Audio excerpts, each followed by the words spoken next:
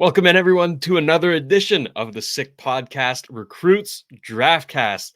Junior hockey is underway. Finally, we have junior hockey to talk about.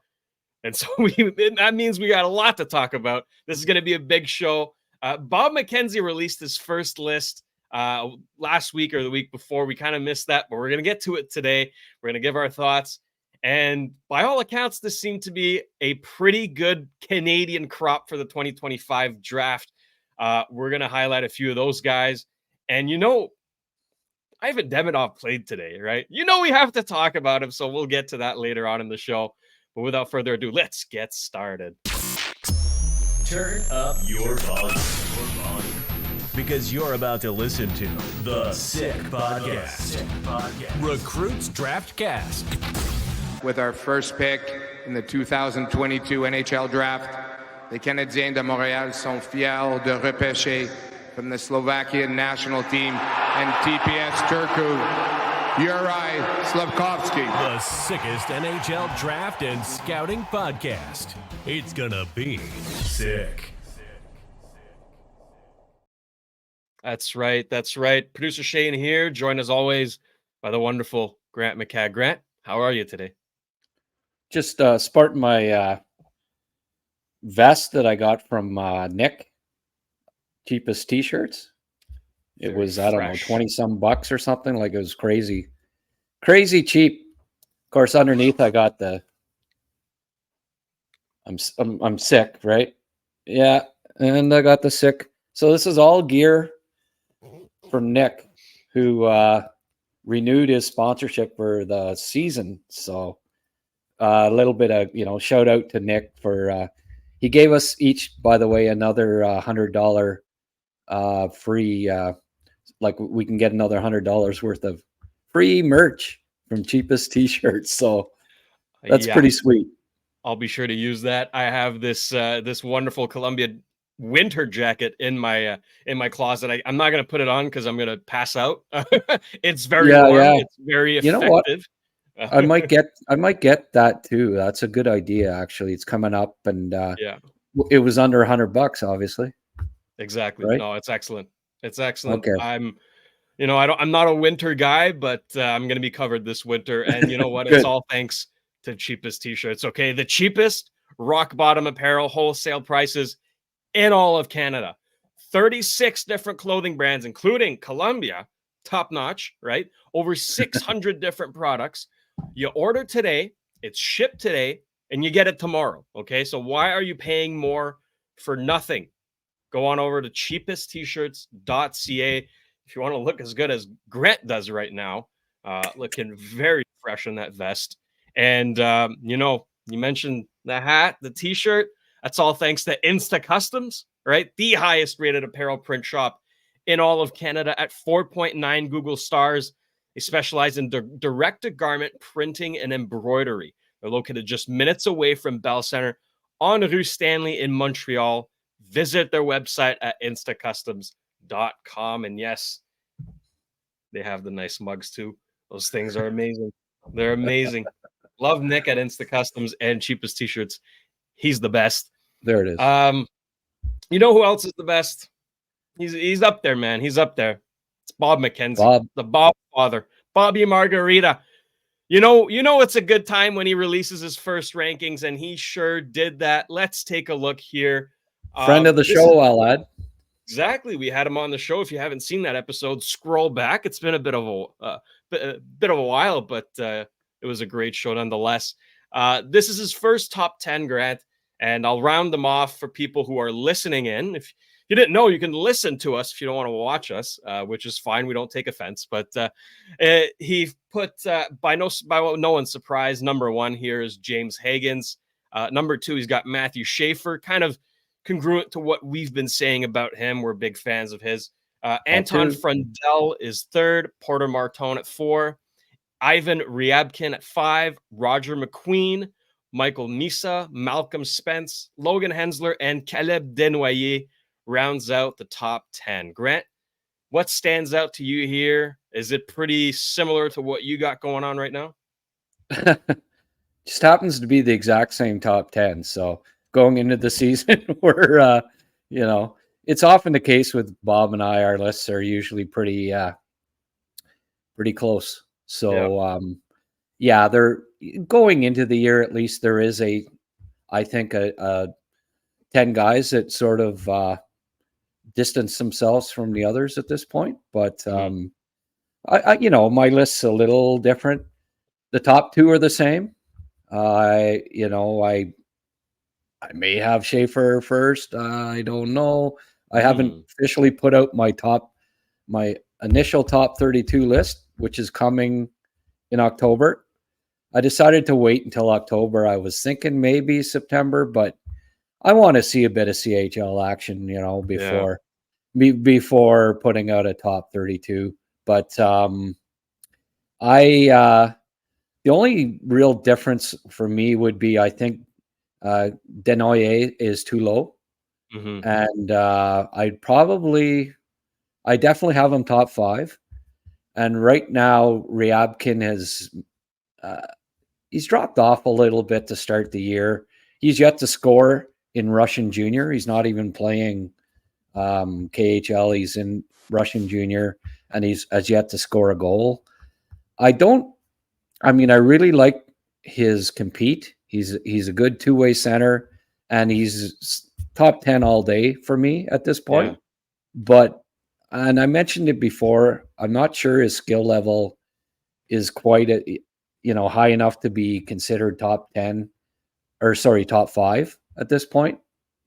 And I mean, that fella right after him, pretty good start to the year, and we'll get to that a bit later. But Denoyer and McQueen are in my top 5 right now, and Ryabkin isn't.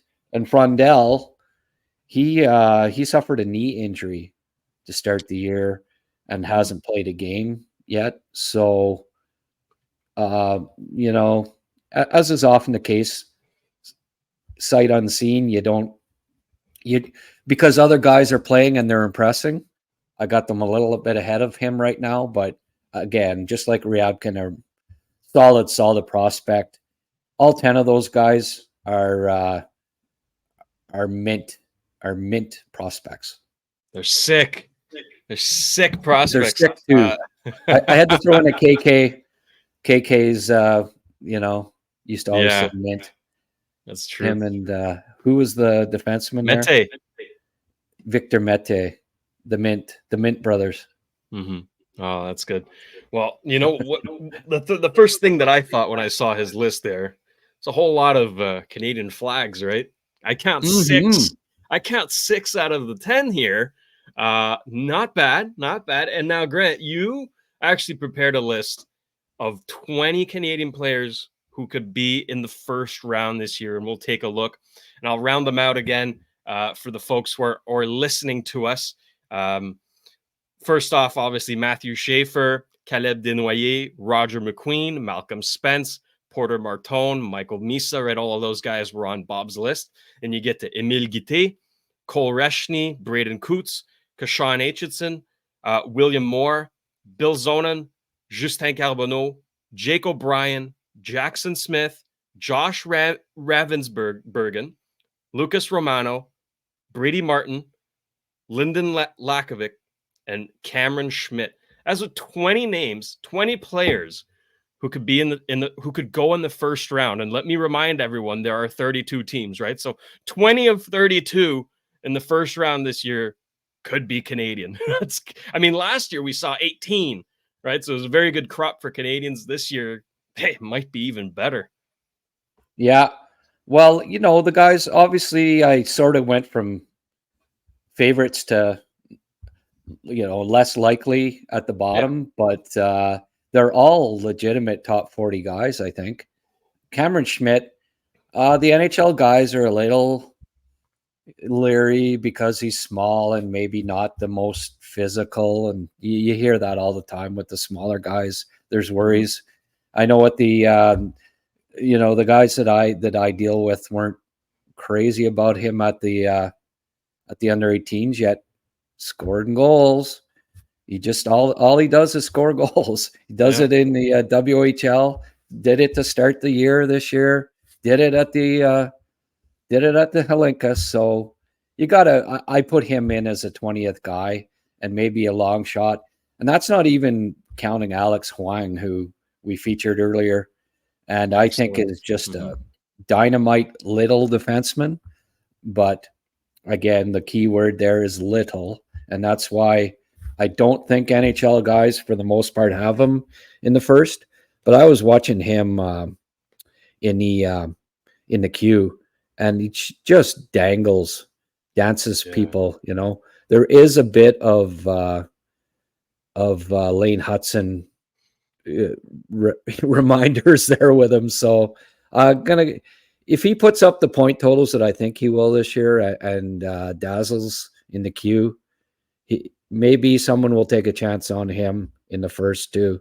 So there's really 21 names that all have a chance of being first round picks. Schaefer is the stud defenseman, obviously. Desnoyers and McQueen, big two-way centermen, you know, that are really impressive. Desnoyers was fantastic at the Hlinka. McQueen, great start to the season, as many are aware. You know, Spence and Martone are locks, I think, for the top 10. And Misa is the exceptional status guy that could climb, right? I think he's already got 3 points to start the year, or a good start. Guite's, again, he had a great Ivan Hlinka and a good start to the year. I had a look at one of his games, and he's just an all-round good player. Reshny, solid. Coots, two Western League guys that I think are locks for the first round at this point. Aitchison, he played at the U20s, or sorry, the U18s last spring. He's an overage, as they call it, like a late birthday. So he couldn't play at Hlinka, but he had a steady role at the U18s last spring, and he was excellent. William Moore, a lot of guys have him like top 12. He's kind of like the next guy after the top 10 for a lot of guys. I'm a little lukewarm on him at this point. I think he needs to improve his game away from the puck, but skill wise, big centerman that puts up points in the U.S. He's playing in the U.S. National Development Program, so he's, I guess you could call him a, I don't know, dual citizen, but hey, born in Canada, so we're taking him as our, he's a Canadian, right, for this list. So Zonin, I looked at him the other night, and he's a big centerman, can skate, hit, physical, going to put up points in Rwanda this year. Justin Carbonneau, going to talk about him a little later on. We'll just put it that way. Jake O'Brien, everyone seems to love O'Brien as a top 15 guy. Didn't score a point at the Hlinka, but you saw the smarts. I think he's got to get a little stronger, and when he does, just a really smart two-way centerman. So he's considered a lock for the first round at this point. Jackson Smith, big defenseman that played really well at the Hlinka. I think he's a pretty sure bet to be a first rounder. Bob had Ravensbergen, who was our only goalie on the list, obviously, but he had him in the top 20 for his start of the year rankings. So he's firmly in the first round at this point. 6'4" goalie that was the starter for Prince George last year, and they went deep, obviously, right to the Memorial Cup. So very, very intriguing goalie prospect for a change in Canada. Romano's in Kitchener. I really liked his game at the Hlinka. Same with Brady Martin. I think they're both possibilities for the first round. Now you're getting into the guys that are maybe on the cusp, right? Bubble. Yeah, bubble, but they both did some things at the U18 that I liked, and I think they might end up being first rounders. Lakovic, another big Western centerman. He's like 6'3", 6'4".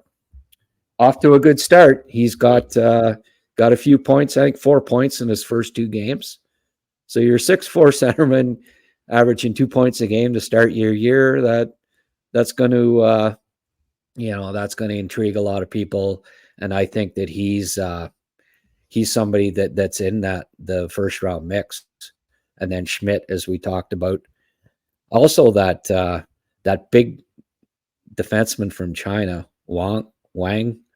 Mm-hmm. I think I don't know. We featured him earlier in the later in the summer, and he 6'4" and can skate like the wind. So he's playing in the OJHL, and I'm going to keep a close eye on him. But it wouldn't shock me if he ended up being somebody that competes for the first round as well. So there's anywhere from 20 to 25 guys that all are in the mix to be first round picks. We'll see how strong it is. I don't think it's quite as strong maybe in Russia this year as last year.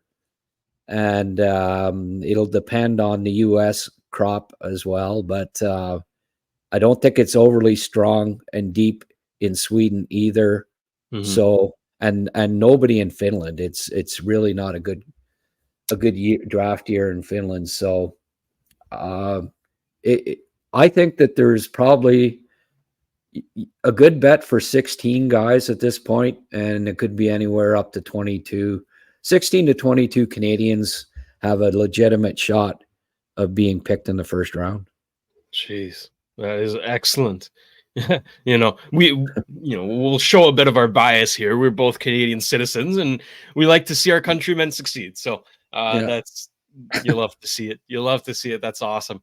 Grant, I want to give a big thank you. As you may have seen right here, Betway's back, baby. Betway is back, and I'm a big fan of Betway because they helped send me to Vegas for the draft. I love me some Betway, and I'm sure you'll love you some Betway as well because they're a leading global online betting and gaming brand. Follow your gut instinct. Go with Betway. If you go on betway.com or scan the QR code under Grant, all right, you can join on the action. You must be 18 plus and play responsibly. And who could forget Manta Sleep?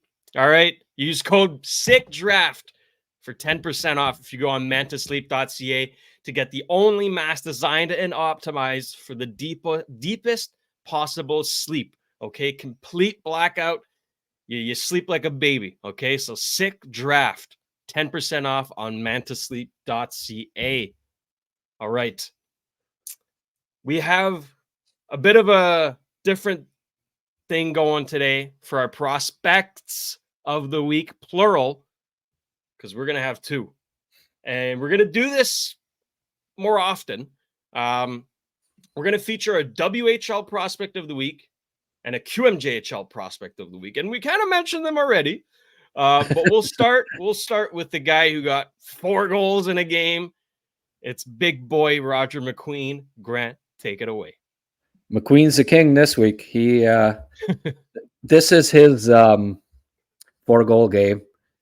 Start the year, first game of the year, and he scores 4 goals. Like, I don't know, the last time a big young promising center scored 4 goals in the first game of the year was who? Austin Matthews in the NHL. May have been, you know what I mean? That was against Ottawa. That was memorable. But he's number 13 and a little bigger than Montreal's number 13, as you can see. Just a tad. Yeah. But look, you see, with that size, right? Look at the, he gets that stick and he's so like a Kirby Dach type, right? Where he's really hard to check, and he gets protects the puck well, sees the ice, holds onto the puck with that size until the right play comes along, and it's often the right play that he's making. So, and you see there, like, nice touch with his passes, right? He's just he's got really good hands, really good vision, skates well. You still got to get stronger, but that's a 6'4" frame. As a teenager, he's soon going to be 18, but give him 2 years, 3 years, and he's going to be a heck of a skater, and he's going to be really hard to stop. He does remind me somewhat of Dach. So Dach went top 3. It wouldn't surprise me if he just keeps climbing the charts and teams end up having him top 3 by the end of the draft year. There's his first one. Nice hands, finishing touch there. Pretty nice. So, that was a nice goal to start the year, but it only gets better from there. Again, look at the dangles. Almost scored there. So imagine if he'd had 5. What do you think so far of what you see? Well, I mean, he's easy to spot, right? We'll start with that. Like, this guy towers over everyone. It's not even fair. But his mobility, right? The fact that he's so tall yet so mobile. He's not lanky. He's not robotic, right? He's very smooth in his movements. I really like this player. He's got a very long stride, like it's extremely long. It's beautiful. He's got to get a little stronger, but hey, he's a 6'4" teenager. That's normal. Right? Exactly. That's normal. He's actually a very good skater for his age and size. So it's that very, very promising. He's also solid defensively. And I mean, he didn't have to play defensively here because he had the puck pretty much all game, but just kept making play after play. Look at that. Like, tough angle too. Oh, wow. Yeah. Over the goalie's shoulder. Like, people that aren't watching or listening should watch. Yeah. Come on YouTube. Come on YouTube. It's worth it. But there was another good chance that he had. So it kept going on and on all game. There he showed his physical side. We've seen it too, that he can be physical. I like the back check here too. Like, just gets back into play, no problem. So the skating's there.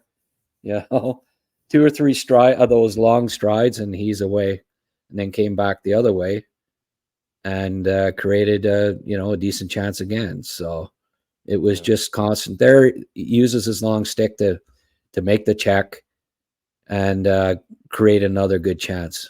Look at him here, dish it off. When you've got reach like that, and he does it just like Dach too. Look at how strong he is. Spin away from that check. But what he does is he gets a stick away from the passing lane. Like, the guy can't get to the pass because he just he's longer than the other guys, right? And he just puts a stick out and sauces it over, especially on the backhand. There's the empty netter to end it off. So 4-2, 5-2 win. They scored 2 empty net goals, but basically it was a 4-2 game, really. And he had all 4 to put it away. So, and here's the 2 assists. I threw those in. Next game, he got 2 assists. So he's not just a goal scorer. He can dish her too. He had 30 assists last year in the dub, and he only played 53 games. So wow, he's a very good playmaker too. And this one here, you'll notice with the replay, you'll squeak through the goalie, and then the guy picked up the rebound. He almost had his 5th in 2 games. So 4 goals, 2 assists, first 2 games of the season. Yeah. If he wasn't in, Bob had him 6th, and that's fair. But I think you'll see that he's right now. Yeah, he's moving. He's trending up, and he's probably top 4 right now for the draft. That's it. Now, Yeah. go ahead. This is just the type of player that makes GMs and scouts salivate, right? It's like the full package. You get Yeah. a 6'4", 6'5" centerman who can move like that, and hands soft as butter, and can get physical too. Hasn't filled out yet. Like, and then they're just rubbing their hands right now. Like, oh, I want this guy. You look at Lindstrom last year, right? He goes right at the top of the draft. Mm. This kid might even have more offensive, like a little more creativity, might have a little more offensive upside. So maybe he's not quite as tough as Lindstrom. Lindstrom's a tough cat, but there might be more offensive potential in his game, and he's even a little taller. So wow. I think that a lot of teams will compare him to Lindstrom, but I see a kind of a Dach. There's some Dach, but it might be a better goal scorer than Dach too. So, yeah, I don't see how you can't be looking at him as a top 5 guy right now. As much as I love Malcolm Spence and Misa and Martone, they're not 6'4". They're not 6'4" centermen that. And it's just that little extra size. If you've got the full package and you put up comparable stats to those guys, you gotta put them a little bit higher, because you can't teach size. No, that's it. It's a game of inches, right? Any single advantage you can have, longer stick, longer reach, bigger frame, that all comes into play. And you know, it's a natural advantage. It's not something you can teach or work on. You have it or you don't. Yep. That's just how it works. But Roger McQueen has it. Yeah. Especially at playoff time, right? Yeah, big time. And teams are always looking for those guys that can help at playoff time. So it's just an added bonus that he happens to be huge. So there's our dub player prospect of the week. Yeah, Roger McQueen. Will be keeping an eye on him the entire season. I think we'll be featuring him more than a few times, but this is the first so far. Moving on to our QMJHL prospect of the week. Once again, you mentioned him. It's Justin Carbonneau. Let's have a look. Yeah, I didn't look at I didn't pay attention to the queue last week. Didn't know who had scored, but I knew that Carbonneau was someone that I had to look at. Mm-hmm. So I looked up his stats, see how he started the year, and it's like, 2 goals and 2 assists in a game. Maybe I'll have a look at that. So this was a kind of a cool game. It featured Zonin and Rouen against BLB, Blainville, Boisbriand, and Carbonneau. So I looked at both these guys. And they're both solid first round picks as far as I'm concerned. Carbonneau is a little smaller than number 6, by the way, who was just checking him there on the white team. That's Zonin. So they were head to head most of the game, and it's fun when you got 2 prospects kind of ranked in the same range that are playing against each other, especially early on. So you can do a comp. Zonin's obviously got the size advantage and a little, more rugged. He's a centerman, 2-way game type thing, but Carbonneau is very, very offensively skilled. And this game, it was just constant.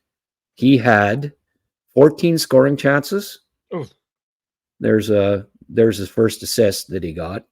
Look at the nice move, and the good shot on net, and then the rebound. You'll see it up close here. Yeah. But he's got really nice hands. And he dangled Zonin there. So right now I have the edge to Carbonneau when it comes to these 2 guys. Just the offensive skill is very, very high. Smart. reads the play well. His motor's always going, which I really like. And he competes. There's a nice hit at the end of it, but very good compete level.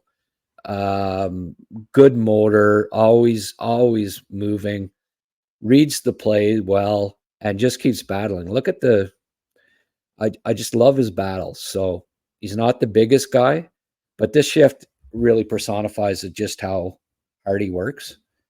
And I love that. So Yeah. he scored 31 goals last year as a 16-year-old. And even that there, right? He did the spin around and got the shot on net. But again, look at him pursue the puck. What are your first impressions here and what you see?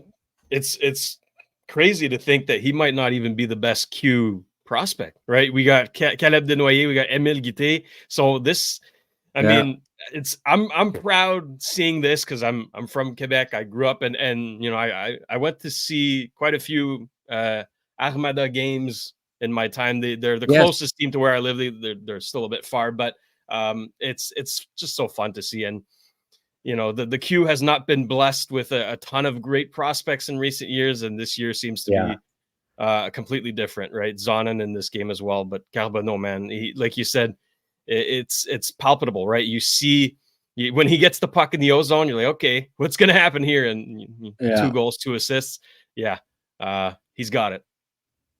It was 5-4, okay, and he scored 2 goals and an assist, and they won 7-6 in overtime. There was the first one that you saw that shot. He's got a great shot. Yeah. So he's going to score. I can see why he scored 31 goals last year because he's got a really, really good shot. So there's that. And then you look at this dish. Vision. What a beautiful dish there, right? Perfect. Got it over and a nice finish, but he just took over the game, and there's another chance. He could have had four goals with a little bit of luck, but it was really impressive to see. And again, look at the compete. He got knocked down, but just keeps going. Pretty steady all around player, I think. A decent skater, works hard, both ends of the ice, battles, sees the ice really well, has good hands, great shot. So there's a lot of tools to like there, and looks like a first round prospect all day for me at this point. He might be a top 20 guy, maybe top 15. If he keeps putting up, well, he had 60 points, 59 last year, and wouldn't be surprised if he had 80 plus this year. So anytime you get 80 plus points in your draft year, you play an all-round game, you compete like he does. He's like a dog on the bone, as you can see. I don't see why he's not going to be considered 10-20 somewhere. So that gives us at least 3 Q guys that are top 20 candidates, and I think Zonin is too. So there could be 4. It's been I think maybe once in the past 10 years there have been that many Q guys that were potentially look at even there, he gets knocked down, but he keeps going. Look at this. This is the OT. The rips one, but then it goes. This is his next shift. Look at this. Oh, ends are right there. Maybe you can rewind that. Unfortunately, heartbreaker. Unfortunately, the replay. There was no replay because it was overtime, and I guess they just end her. But that was in OT to end her all. So, okay, this is the first chance that he had in overtime. But that's the goal. Check this out. Oh. I wish we got a closer up. That was sniped right in the corner. Just a beautiful, beautiful shot. So clutch, obviously. dynamic offensively. 5 points in his first 2 games of the year. Just one shy of McQueen there. So I had to, as much as I liked McQueen's 4-goal game, I thought, this Carbonneau kid needs some plaudits as well. So we got the double prospect of the week, one from the Q, one from the dub. We'd have an OHL one maybe if they actually started, but they're starting this weekend. So we'll give them some love next show. Next Friday. We're not going to forget them. Yeah, we're not going to forget them. That's exciting, man. That's exciting. Justin Carbonneau is our QMJHL prospect of the week. Well-deserved for him. Grant, to top the show, I mentioned that a certain Ivan Demidov played a game today. And what do you know? He scored a goal. And we just so happen to have the footage. Let's watch this. And assisted by Tony D'Angelo, which is just funny to say, but yeah, a beautiful goal, well placed.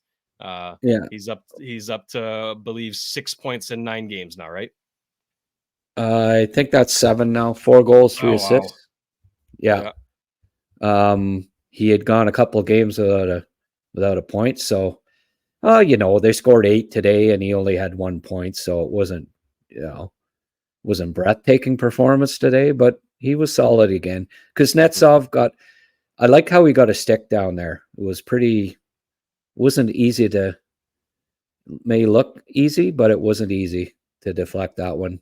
So, Kuznetsov got hurt in the first period, and they ended up putting him on another line, and they were actually had a few chances. So Severstal is not obviously the strongest defensive team. They let in 8 today, but hey, he's an 18-year-old kid playing in the K, and anytime you score a goal at that level, at that age, or I guess he's still 17 actually. He's 18, right?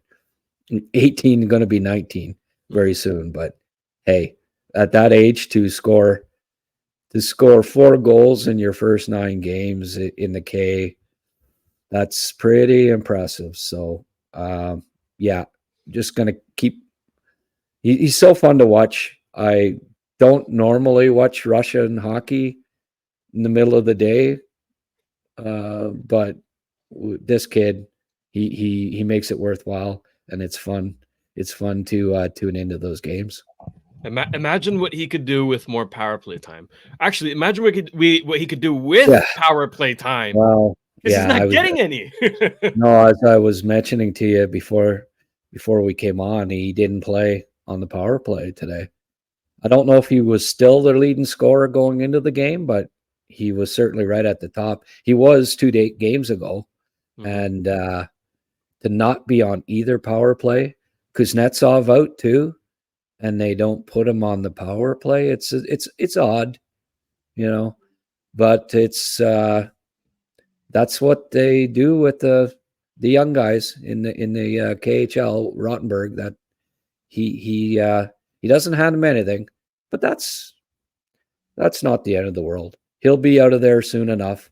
By April, he'll be over playing either Laval or Montreal, and it'll come soon enough. So till then, he's getting a regular shift. He's scoring. He hasn't sat out like Michkov last year with Ska, where they sat him 3 of the first 4 games and then loaned him out. That's not happening. No, he's just too good. So begrudgingly, Rottenberg's going to keep him in the lineup, and he's going to keep producing. Yeah, I'm sure Kent is kind of giving him the stink eye, but you know what? Like you say, he'll be home soon. Okay, we're waiting for him with open arms. He will be treated accordingly in Montreal. We're all excited for that. Grant, another great episode in, but we're not done this week, right? We got our Habs prospect of the week coming up later in the week. Stay tuned on that. Okay, but yeah, good stuff. Things are rolling. Junior hockey's underway. NHL hockey's underway. We got a game today in Germany, I believe, with Buffalo, which is pretty cool. So things are happening. You know, I'm loving it. I'm loving it. Did you see that goal by Noah Ostlund?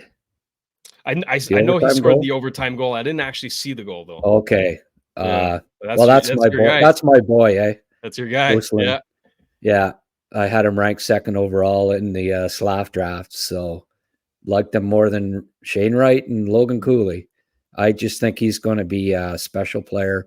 Buffalo got themselves a good one at 16 overall. 16. Wow. Buffalo's got quite a few good players in the pipeline there. They That's do. one of those teams on the up and coming. All right. That'll do it for us today, not this week, today. But we do appreciate you tuning in as always. Love the support, love the comments as well. You know, the people who watch this show are very knowledgeable. We'll say that they know their hockey, they know their prospects, and we want to hear your thoughts. We want to hear which prospect maybe we should be keeping an eye on. Is there one guy that has been impressing you so far? We want to know. All right, we want to know. So let us know in the comments.